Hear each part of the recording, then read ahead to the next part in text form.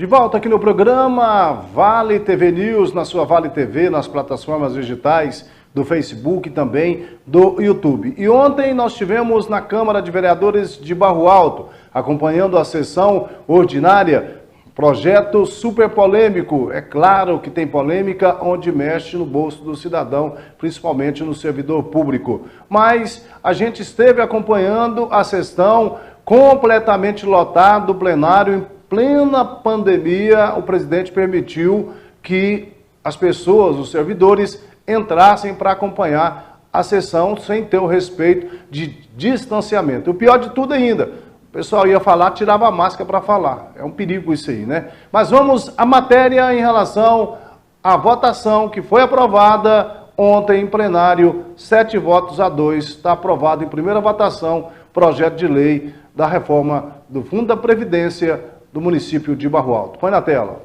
Em sessão polêmica realizada na noite de ontem na Câmara Municipal de Barro Alto, foi votado e aprovado por 7-2 o projeto de lei do Executivo 004 de 2021 da reforma no regime da Previdência do município. Porém, algumas emendas ficaram de fora da aprovação. As emendas que foram reprovadas, elas foram inoportunas, pelo fato de que, se a gente mantesse ela como eles queriam, os vereadores da outra base, não seria reforma nenhuma, não teria reforma nenhuma da Previdência. E o fato do projeto ter vindo foi justamente para fazer a reforma previdenciária. O servidor que estava lá, ele não estava tendo conhecimento. De acordo com a Previdência, as meninas da Previdência, diz que nem 10 pessoas procuraram a Previdência para saber sobre essa reforma. Então a gente trouxe o Dr. Mauro aqui justamente para ele esclarecer para a população que essa reforma não é um bicho de 7 cabeças. As emendas direcionadas para o município dependem da aprovação da reforma no regime do Barro Alto Prev. Nós temos emenda para a saúde, nós temos para o município asfalto, tem a lista dela. São muitos. Assessor jurídico Barro Alto Prev, aqui na Vale TV, explana e explica o projeto de lei que gerou muita polêmica. Ele deveria ter falado ontem no plenário para os servidores e também para os vereadores e para a população de Barro Alto. Só que o presidente da Câmara de Barro Alto, o Elismar Barbosa, usando o regime interno da Câmara, não permitiu, mas permitiu uma aberração. Ontem, a Câmara de Vereadores de Barro Alto estava completamente lotada, o seu plenário, e ainda mais, muita gente sem máscara dentro do plenário em plena pandemia, Covid-19, que já matou quase 500 mil pessoas. Representando o setor jurídico do Barro Alto Prev, o advogado Mauro Branquinho explica a necessidade da reforma. Bom, a intenção era trazer esclarecimentos sobre o objetivo de cada projeto. Esses projetos, eles fazem parte de um cronograma da reforma da Previdência, que todos nós sabemos começou em 2019, no governo federal, quando foi aprovada a emenda constitucional número 103. Essa emenda fez a reforma no âmbito federal e deixou para os demais entes federativos, estados, Distrito Federal e municípios, para que cada um fizesse a sua reforma de acordo com a sua realidade. E nós temos em Barro Alto um cenário inegável de um déficit setorial de 130 milhões de reais. A gente vê a administração pública, no modo geral, não estou falando de Barro Alto, aquele costume político de jogar o problema para o futuro. O que foi feito pela atual gestão foi um acatamento da necessidade de reforma da Previdência do município. O prefeito Álvaro nos recebeu, nós tivemos que demonstrar para ele a necessidade dessa reforma. Então, o primeiro passo que nós tivemos foi de convencer o Poder Executivo de que ele tinha que mandar esses projetos para a Câmara.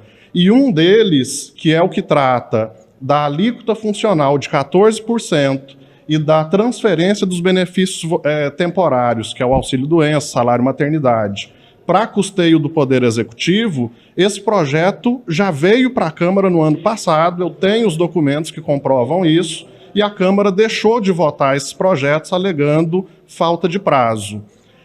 o governo federal já tinha publicado portarias dando prazo para que todos os entes federativos no Brasil votassem esses projetos e aprovassem até 31 de dezembro de 2020.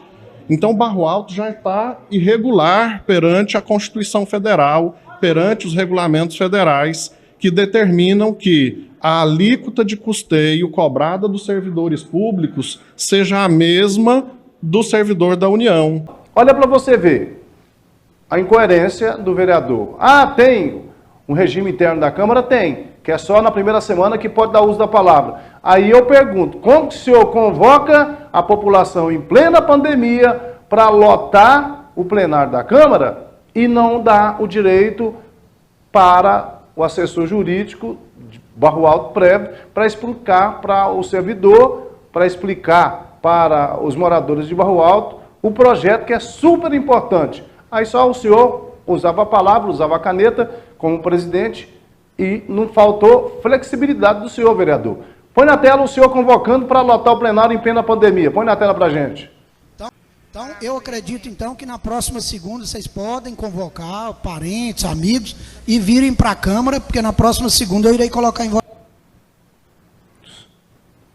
Eu vou colocar o projeto na próxima segunda. Vocês podem contar amigos, parentes, tudo, para ouvir o senhor fazer politicagem na Câmara de Vereadores de Barro Alto. Não deixou aí o assessor jurídico explicar. O senhor jogou aí, basicamente, o servidor público tentou jogar contra o prefeito Álvaro, que teve peito e fez a reforma, foi votada 7-2.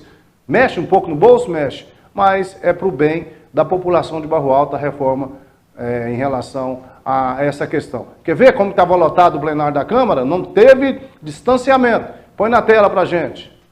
Um dos momentos de conflito na sessão de ontem na Câmara de Barro Alto foi o impedimento na fala do representante jurídico do Barro Alto Prev pelo presidente da casa em um auditório lotado, mesmo em tempo de pandemia. O regimento interno da Câmara diz que as pessoas poderão fazer uso ou qualquer questionamento na primeira sessão de cada mês. E nós tivemos aqui nesta Câmara, nessa Casa de Leis, por quase 60 dias, esses dois projetos que tratam da reforma previdenciária. Eu não permiti, não foi porque é o entendimento de que em 60 dias os vereadores tiveram tempo hábil para poder analisar, estudar a matéria e ver o que seria viável aprovar ou reprovar através das emendas que nós propomos no projeto de reforma previdenciária que foi proposto pelo Executivo.